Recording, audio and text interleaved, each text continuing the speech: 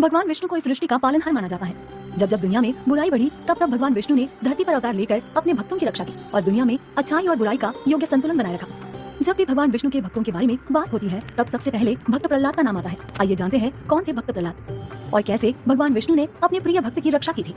सतयुग में सप्तऋषियों में से एक महर्षि कश्यप हुआ करते थे। उनकी अनेक पत्नियों में से दिति ने 2 दैत्य पुत्रों को जन्म दिया था, जिनमें से एक का नाम हिरण्यकश्यप तो दूसरे का नाम हिरण्याक्ष था। कुछ समय बाद वे धरती पर राज करने लगे, किंतु उनकी दानवीय शक्तियों से धरती पर हाहाकार मच गया। अहंकार में डूबा हुआ हिरण्याक्ष धरती माँ को रसातल में ले गया। धरती माँ को बचाने के लिए भगवान विष्णु ने वराह अवतार लेकर हिरण्याक्ष का वध कर दिया। जब हिरण्यकश्यप को इस बात का पता चला तब वो क्रोधित हो गया। उसने भगवान विष्णु को ही खत्म करने का निश्चय किया।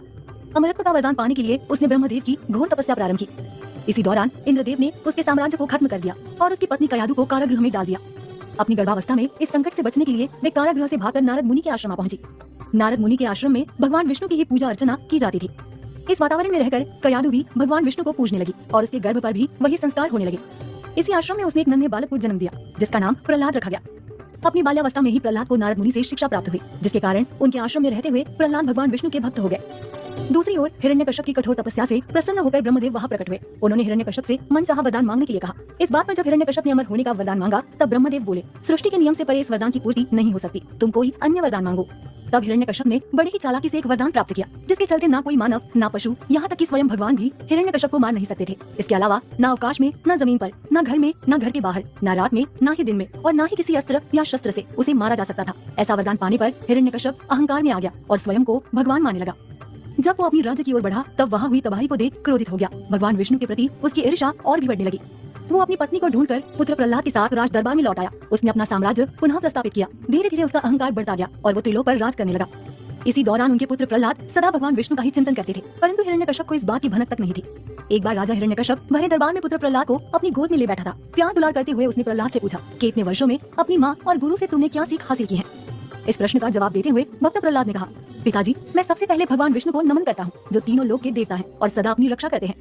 ये बात सुनते ही हिरण्यकश्यप क्रोधित हो गया। उसने अपने पुत्र को भगवान विष्णु का नाम न लेने का आदेश दिया, किंतु भक्त प्रहलाद ने अपने पिता की इस बात को स्वीकार नहीं किया और वो अपनी भक्ति में ही तल्लीन हो गया। यह देखकर हिरण्यकश्यप आश्चर्यचकित हो गया। अंततः उसने भगवान विष्णु का द्वेष करते हुए अपने ही पुत्र को खत्म करने की ठान ली। उसने अपने पुत्र को मारने की कई कोशिशें की, परंतु भक्त प्रहलाद भगवान विष्णु का स्मरण करते हुए हर बार बच जाते थे।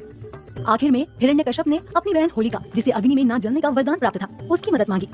तब होलिका भक्त प्रहलाद को अपनी गोद में लेकर अग्नि के कुंड में बैठ गई। देखते ही देखते पापी विचारों से अहंकार में बैठी हुई होलिका अग्नि में जलकर राख हो गई, किंतु भक्त प्रहलाद को अग्नि का स्पर्श तक नहीं हुआ। वे अपने दोनों हाथ जोड़े भगवान का नाम लेते हुए अग्नि से बाहर आ गए। इस चमत्कार को देख सभी हैरान हो गए। हिरण्यकश्यप का भगवान विष्णु के प्रति क्रोध और बढ़ता गया। उसने प्रहलाद से पूछा कि तुम्हारे भगवान विष्णु आखिर कहाँ है। इस पर भक्त प्रहलाद ने जवाब दिया कि वे हर कण कण में समाये हुए हैं। ये बात सुनकर हिरण्यकश्यप ने कहा, क्या वे इस बड़े खम्भे में भी स्थित है? और ऐसा कहते ही उसने आवेश में आकर उस खम्भे पर जोर से प्रहार कर दिया। इस प्रहार के बाद उस खम्भे से खौफनाक गर्जना सुनाई दी और भगवान विष्णु एक विकराल रूप में खम्भे को तोड़कर बाहर आए। भगवान विष्णु के इस अवतार को नरसिंह अवतार कहा जाता है, क्योंकि इस अवतार का मुंह सिंह का और शरीर मानवी था। भगवान नरसिंह उस दुष्ट हिरण्यकश्यप को न घर के अंदर, न ही बाहर, बल्कि महाद्वार की चौखट पर ले गए। उसे न आकाश में, न ही जमीन पर, बल्कि अपने गोद में रखकर रात या दिन के बजाय संध्या के समय किसी भी अस्त्र या शस्त्र के बिना अपने भीषण नाखूनों से उसकी छाती पर प्रहार किए। भगवान नरसिंह का रूप बहुत ही भीषण हो चुका था। ऐसी भयंकर स्थिति में भगवान नरसिंह ने हिरण्यकश्यप का संहार कर दिया, जिसके पश्चात उनका गुस्सा शांत नहीं हुआ। वे क्रोध में आकर दानवीय शक्तियों को खत्म करने लगे थे, जिससे सारी जनता घबरा गई थी। पूरे राज्य में हाहाकार मच गया था। तभी भक्त प्रहलाद हाथ जोड़कर उनके सामने खड़े हो गए। अपने प्यारे भक्त को देखकर उनका गुस्सा शांत हो गया और उन्होंने भक्त प्रहलाद को अपनी गोद में बिठा लिया।